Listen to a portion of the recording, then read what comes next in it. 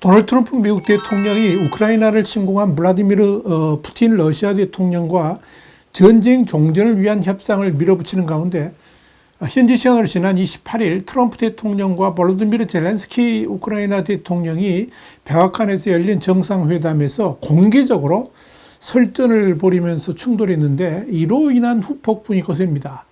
당장 유럽 각국들은 이 우크라이나를 변호하고 나섰고 계속 지지를 약속했습니다. 심지어 미국은 더 이상 자유진영의 동맹국이 아니다. 이런 비판까지 나왔습니다. 와이타임스가 이 문제를 짚어봤습니다. 지금 시작합니다. 블룸버그 통신은 현지 시간으로 1일 젤렌스키가 트럼프와 오랫동안 원했던 백악관 회동이 리얼리티 TV 생중계로 바뀌면서 목소리가 높아지고 격한 말다툼이 오가는 상황에서 유럽 관리들은 재앙이라는 단어를 사용했다면서 트럼프가 소셜미디어 게시물에서 우크라이나 대통령에게 평화를 위해 준비되면 돌아오라 라고 말하면서 충격은 더욱 깊어졌다. 이렇게 보도했습니다. 블룸버그는 이어서 나중에 트럼프의 동료들은 젤렌스키가 권력을 유지하는 한 전쟁을 끝내기 위한 협상이 거의 없을 것이라고 말했다. 이런 사실도 전했습니다. 이 정도면 완전 파탄이라고 할 수가 있을 겁니다. 블룸버그는 이어서 이번 양측의 정면 충돌로 우크라이나는 러시아의 전면적 침공에 맞선 3년간의 싸움에서 가장 중요한 동맹국이자 무기 공급국이었던 나라와 공개적으로 금이 가는 상황에 직면하게 되었다면서 몇 주 동안 트럼프가 푸틴의 조건에 따라 전쟁을 끝내기 위한 빠른 협상을 서두르지 않도록 설득하려고 했었던 키우의 유럽 동맹국들은 경악했다. 이렇게 전했습니다. 그런데 이번 트럼프 젤렌스키 노딜과 관련해서 제이디 벤스 미 부통령이 판을 깰 수밖에 없도록 분위기를 잡았다. 이런 분석이 미국 내에서 나왔습니다. AP통신에 따르면 이라크 전 참전 용사인 벤스 부통령은 미국 밖의 전쟁에 회의적이며 네오콘들을 경멸하는 젊은 세대의 공화당원들을 대표하는 인물로 꼽힙니다. 신보수주의자를 의미하는 네오콘은 무력을 통해서라도 국제사회에서 평화를 지켜야 한다는 시각을 지니고 있습니다. 각종 국제 분쟁에 대해서도 미국의 적극적인 관여를 주장합니다.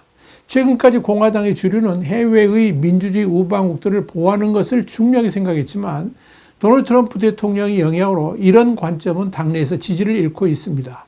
이와 관련해서 미국 고립주의를 전공한 오하이오 주립대 역사학과의 크리스토퍼 맥나이트 니컬스 교수는 외교에 대한 트럼프 대통령의 공격적인 새로운 접근을 부각하는 임무가 벤스 부통령에게 맡겨졌다. 이렇게 분석을 했습니다. 니컬스 교수는 그러면서 젤렌스키가 정상회담에 올 때 도움을 애원하는 타원자로서 행동하기를 트럼프와 벤스가 원했던 것으로 보인다. 이렇게 지적했습니다. 이는 미국 대통령이 우호국 원수들을 적기내온 일반적 관례를 크게 벗어나는 것입니다. 벤스 부통령은 앞서서 지난달 14일 뮌헨 안보회의에 참석했을 때도 유럽 국가들에서 민주주의와 표현의 자유가 위기를 맞았다며 장황한 훈계를 늘어놓은 전력이 있습니다. 그는 또 부통령이 되기 전부터도 우크라이나에 대해서 호의적이지 않은 입장을 드러내왔습니다. 상원의원 시절이던 작년 5월 벤스는 미국이 우크라이나에 지원을 계속하는 데 반대한다면서 유럽이 아무것도 하지 않도록 유럽에 보조금을 주는 셈이다. 이렇게 반대 이유를 꼽았습니다. 트럼프 대통령이 백악관 회담에서 젤렌스키 대통령을 공개 면박하는 듯한 모양새로 정상회담이 조기에 종료되자 유럽 각국 정상들은 우크라이나의 일제 연대의 뜻을 밝혔습니다.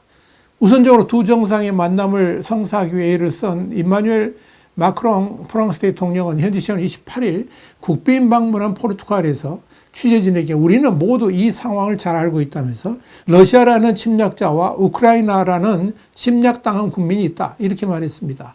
마크롱 대통령이 이어서 나는 우리가 3년 전 우크라이나를 돕고 러시아를 제재한 것은 옳은 일이라고 생각하며 앞으로도 계속 그렇게 할 것이라 그러면서 내가 말하는 우리란 미국, 유럽, 캐나다, 일본을 비롯한 많은 국가를 의미한다라고 말했습니다. 마크롱 대통령 그러면서 그리고 처음부터 싸우고 있는 사람들을 존중해야 한다면서 그들은 자신의 존엄과 독립, 자녀 그리고 유럽의 안보를 위해 싸우고 있기 때문이다. 이렇게 말했습니다. 이는 트럼프 대통령이 전 세계에 생중계되는 카메라 앞에서 젤렌스키 대통령을 향해 무례하다. 고마워해라 라는 말로 모욕 준 일을 우회적으로 비판한 것으로 해석이 됩니다. 마크롱 대통령은 이후 젤렌스키 대통령과 직접 통화했다라고 엘리제궁이 밝혔습니다. 이와 관련해서 파이낸셜 타임스는 젤렌스키 대통령은 마크롱 대통령에 이어서 마르크 루이터 북대서양주의학교 그러니까 나토 사무총장과도 통화했다라고 보도를 했습니다.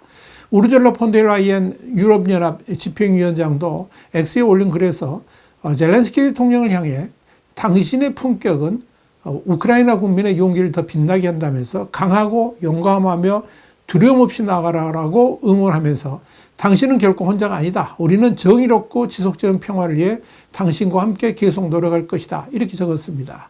카야 칼라스 EU 외교안보 고위 대표도 오늘 자유세계에는 새로운 지도자가 필요하다는 것이 분명해졌다면서 이 도전을 받아들이는 건 우리 유럽인들의 몫이다. 이렇게 말하면서 미국에 대한 실망감을 간접적으로 드러냈습니다. 독일 차기 총리로 유력한 프리드리히 메르츠 기독민주당 대표 역시 X에 우리는 좋은 때나 어려운 때나 우크라이나 편에 서 있다면서 이 끔찍한 전쟁에서 침략자와 피해자를 혼동해서는 안 된다라고 강조했습니다. 조르자 멜로니 이탈리아 총리는 서방의 분열은 우리 모두를 약하게 만들고 우리 문명의 쇠퇴를 보고 싶어하는 사람들 이롭게 할 것이라 그러면서 미국과 유럽, 동맹국이 참여하는 긴급 정상회담을 열자라고 제안했습니다. 도널드 투스크 폴란드 총리도 젤렌스키 대통령을 향해서 우크라이나 동지들 여러분은 혼자가 아니다 라고 연대 의사를 밝혔고 페드로 산체스 스페인 총리 역시 X에 우크라이나, 스페인이 여러분과 함께 한다는 글을 올렸습니다. 네덜란드와 체코 등도 우크라이나에 대한 변화묻는 지지 의사를 밝혔습니다. 이와 관련해서 일본의 요미우리 신문은 2일자 사설을 통해서 트럼프 대통령의 기이한 행동이 전 세계에 전해진 데 대해 놀라움과 우려를 금할 수가 없다면서 이것이 트럼프 대통령이 말하는 위대한 미국의 모습이라고 할 수 있는가 이렇게 비판했습니다. 신문은 유엔에서 러시아군의 즉각 철수를 요구한 총회 결의안에 대해서 미국이 러시아와 북한과 함께 반대표를 행사한 데 대해서도 미국과 러시아가 손을 잡고 유럽과 대립하는 구도는 푸틴 러시아 대통령이 의도하는 것이라면서 미국과 유럽의 균열도 심각해지고 있다고 진단했습니다. 트럼프와 젤렌스키 간의 회담이 설전으로 끝나면서 대서양 동맹 균열의 골이 더욱 깊어지게 됐습니다. 트럼프 대통령은 지난달 28일 백악관을 찾은 젤렌스키 대통령이 종전협정의 조건으로 미국의 안보 보장을 거듭 요구하자 당신이 합의하거나 그렇지 않으면 우리는 빠질 것이다. 이렇게 말을 했습니다. 트럼프 대통령이 이렇게 우크라이나 전쟁 지원에 손을 뗄 수 있다라고 경고한 만큼 유럽은 미국 없이 러시아에 맞서서 우크라이나를 나아가서 유럽의 안보를 어떻게 보장할지 실질적 방안을 찾아야 하는 상황에 처했습니다. 미국이 유럽에 등을 돌릴 수 있다는 현실을 진지하게 자각한 유럽 정상들은 2일 영국 런던에 모여서 이 위기를 어떻게 헤쳐나갈지 머리를 맞댔습니다. 이날 회의에는 젤렌스키 대통령도 참석을 했습니다. 이 자리에서 유럽 지도자들은 미국에 대한 불만을 터뜨리면서도 그럼에도 불구하고 미국을 달랠 방안을 강구하고 있는 것으로 보입니다.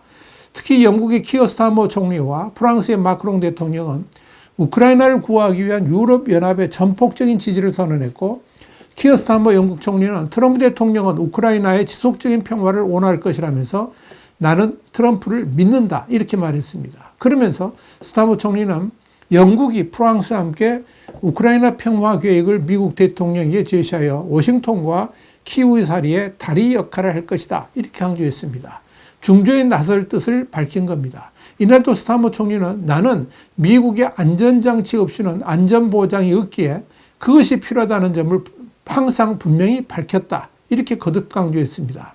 이런 가운데 눈여겨볼 점은 미국이 러시아에 대한 제재를 2026년 3월 6일까지 1년 더 연장하기로 했다는 점입니다.